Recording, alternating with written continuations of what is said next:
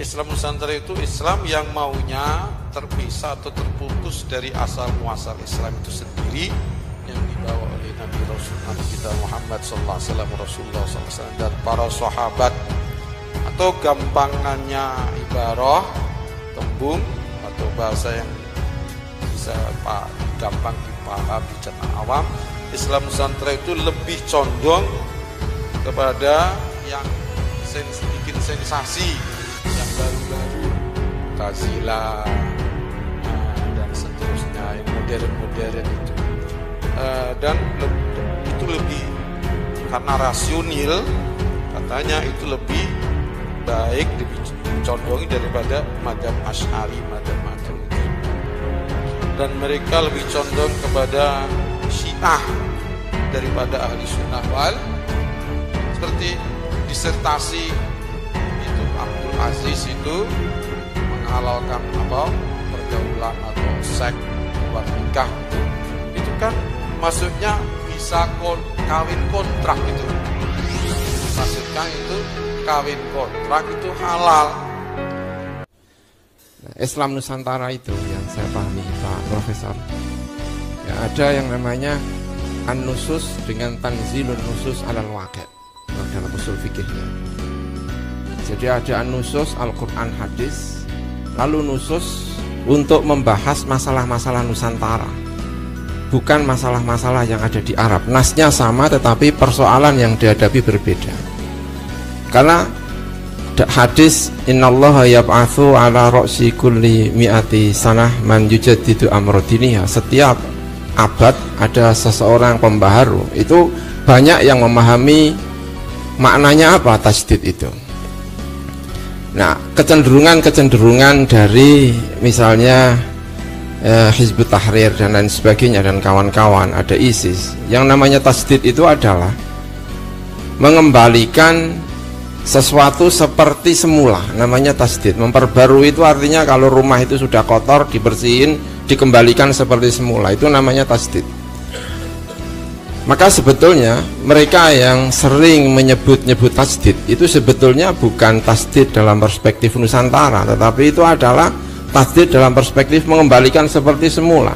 Kehidupan abad 15 Hijriah dikembalikan seperti kehidupan 1 Hijriah. Betapa rumitnya, betapa menjadi terasingnya manusia Islam jika dikembalikan seperti itu. Karena itulah tajdid dalam perspektif Nusantara itu adalah bagaimana wahyu itu tidak bertentangan dengan Nusantara, mencari jalur-jalur tertentu, jalan-jalan tertentu biar Islam itu bisa nikmat, ramah dilakukan oleh orang Indonesia. Islam Nusantara adalah sesuatu gerakan yang gerakan dalam tubuh satu organisasi besar yang organisasinya para santri atau kaum santri yang digagas oleh Dr. Said Akil. Mengaku sendiri, saya sering melihat di YouTube dan seterusnya, dia mengaku dia yang menggagas, walaupun mungkin sebelumnya ada, tapi dia yang mengaku membackup ya. Dan hasil Said Akil entah sebelumnya ada atau setelahnya, Said Akil dan kawan-kawan katanya mereka untuk mengimbangi Islam radikal. Islam radikal yang katanya mereka Islam radikal itu adalah Islam yang dari Timur Tengah atau Arab yang sekarang kacau balau, yang kacau balau. Sebetulnya kacau balaunya Arab itu adalah bukan karena Islam, tapi adalah karena di situ ada Khawarij, ada tadi yang anti Maulid dan seterusnya, yang membesar-besarkan perbedaan khilafiyah antara umat Islam dan seterusnya, dan masalah politik sebetulnya itu. ya. Di Arab itu ada perang-perang, itu masalah politik sebetulnya. Cuman kadang-kadang pakai corong khilafiyah tadi itu. Sebetulnya masalah ambisi politik.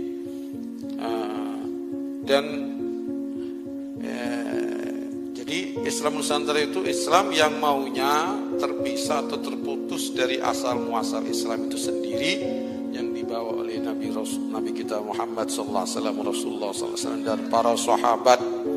Atau gampangannya ibarah, tembung atau bahasa yang bisa gampang dipaham, dicerna awam, Islam Nusantara itu lebih condong kepada yang bikin sensasi, yang baru-baru, Mu'tazilah dan seterusnya, yang modern-modern itu.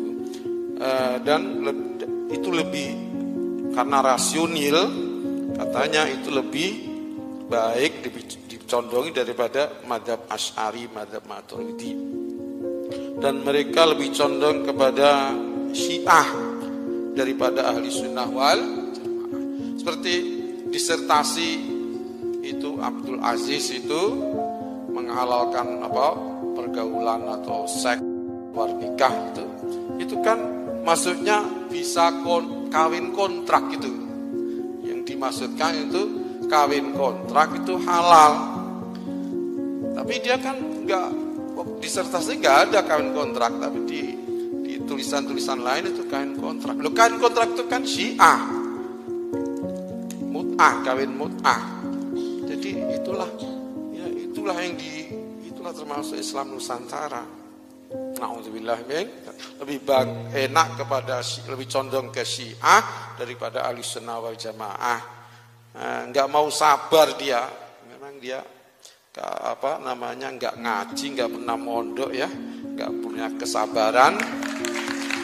Jadi ya sesat. Jadi pengen jalan pintas, disangkanya kontrak, membayar itu sudah malakat aimanuhum ya, wa ma malakat aimanukum, disangkanya ila al-azajim wa ma malakat aimanuhum. Malakat aiman itu kan punya raqabah, bukan punya manfaat sebentar, itu hanya paling 2 juta atau berapa ya. Ada pelacur juga sama kan, pelacur dikontrak juga kan sama. Na'udzubillah min, cuman dia menghalalkan nikahnya itu, katanya menjadi solusi.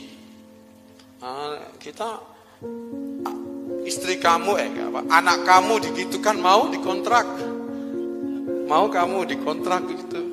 Apalagi yang dalam disertasinya nggak ada kata-kata kontrak, berarti dizinai apa mau istri kamu. Nggak akan mau kan kita, keluarga kita atau istri, apalagi istri, anak atau cucu dikontrak, nggak mau kita. Ini berarti condong kepada Syiah. Dan lebih jelasnya lagi, Islam Nusantara itu adalah anak atau jelmaan dari Islam liberal, atau kepanjangan daripada Islam liberal. Jadi Islam liberal karena sudah banyak yang nentang, termasuk alhamdulillah saya, Ustadz Kiai Ali Karor juga dulu waktu Sofwah masih giat-giatnya membendung Islam Nusantara, Islam liberal. Alhamdulillah mereka keok, mereka sekarat ya. Sekarang dia pindah nama Islam Nusantara. Islam liberal itu sebetulnya dulunya namanya Islamophobia ya. Islamophobia artinya orang Islam tapi nggak mau Islam itu jaya dalam urusan politik atau negara. Jaluknya yang penting tahlilan, yang penting muludan, yang penting sholat, yang penting jamaah Jumat, hanya itu aja. Gak pengen ada Islam menang di kancah politik atau di kancah gubernuran atau apa. Sudah gak, itu urusannya luar, itu urusannya demokrasi. Di sana bebas, gak ada agama-agamanan. Na'udzubillah min. Jadi condong kepada jadi anak atau jelmaan dari Islam liberal. Cuman kalau Islam liberal itu konotasinya condong kepada agama atau budaya dari Barat atau Amerika, Inggris. Kalau Islam Nusantara condongnya kepada agama dan budaya lokal, condongnya kepada Hindu, Buddha, Konghucu, dan Cina dianggap udah bangsanya sendiri ya. Konghucu itu dianggap sudah sedulurnya udah. Tapi kalau yang ngetokno keislamannya dianggap musuh, dianggap ini. Na'udzubillah min dzalik. Mereka lebih cocok toleran atau berbaur dengan agama non-Islam atau budaya ajam, khususnya budaya Cina, leang-leong, ikut acara Imlek, ikut doa bersama di kelenteng gereja. Na'udzubillah min. Kalau waktu acara Imlek, mereka umat Islam kepengennya jaluk ngalap berkah roti pau roti ampau ya. Na'udzubillah min dzalik. Seperti kayak kita nggak bisa makan roti aja ya. Sekarang orang Madura pinter bikin roti ya. Apalagi alumni dari Mekah ini punyainya pinter bikin roti macam-macam ya. Alhamdulillah. Empau udah tamasuh kepada raca ya. Ada kelenteng itu udah masuk di kelenteng. Ada kemasukan virus. Kalau kita mengkritik Islam yang di luar madhab yang diikuti oleh Indonesia, itu bukan berarti mengkritik Islam itu sendiri, tetapi mengkritisi tentang pemahaman orang tentang Islam. Orang sering terkecoh dengan lambang tentang ISIS dengan menggunakan simbol-simbol tertentu, lalu ketika mengkritik kita dikiranya mengkritiki Islam itu sendiri, bukan pemahaman Islam tentang pemahaman mereka tentang Islam. Pemerintah membredel Hizbut Tahrir dikiranya anti-Islam, itu bukan anti-Islam, tetapi anti terhadap satu pemahaman yang tidak sesuai dengan Nusantara dan tidak sesuai dengan kemajuan. Jadi bisa dibedakan antara, pertama yang saya pahami ini adalah bisa dibedakan antara Islam dengan yang dipikirkan seseorang tentang Islam.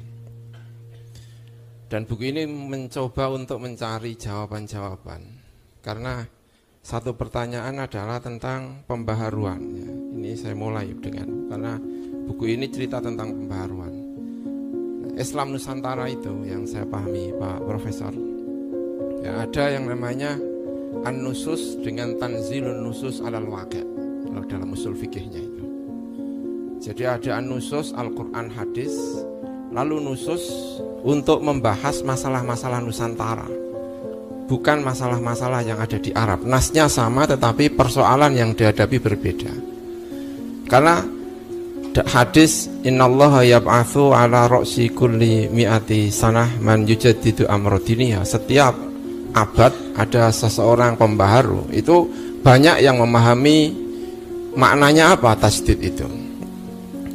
Nah, kecenderungan dari misalnya Hizbut Tahrir dan lain sebagainya dan kawan-kawan, ada ISIS, yang namanya tasdid itu adalah mengembalikan sesuatu seperti semula, namanya tasdid. Memperbarui itu artinya kalau rumah itu sudah kotor, dibersihin, dikembalikan seperti semula, itu namanya tasdid.